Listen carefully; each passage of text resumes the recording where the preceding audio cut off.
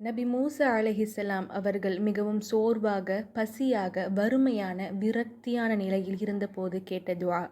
துஆ கேட்ட பிறகு அவர்களுக்கு தேவையானவற்றை அல்லாஹ் அளித்தான். நல்ல மனைவி மற்றும் நல்ல வேலை கிடைத்தது என்று அல் குர்ஆனில் குறிப்பிட்டுள்ளது. அந்த துஆ, ரப்பி இன்னி லிமா அன்ஸல்த இலைய மின் கைரின் ஃபகீர். என் இறைவா, நீ எனக்கு இறக்கி அருளும் நல்லவற்றின்பால் நிச்சயமாக நான் தேவையுள்ளவனாக இருக்கின்றேன் என்ற இந்த துஆ தான். குர்ஆனில் ஹைர் என்ற சொல்லுக்கு செல்வம் என்ற அர்த்தமாகவும் மேலானது என்ற அர்த்தமாகவும் குறிப்பிடப்படுகிறது. நெருக்கடியான நிலையில், தன்னை தொலைத்த நிலையில், எது நன்மை என்று அறியாத நிலையில் உதவி, வழிகாட்டுதல் தேவைப்படும் போதெல்லாம் இந்த துஆவை நாம் ஓதிக்கொள்ளலாம்.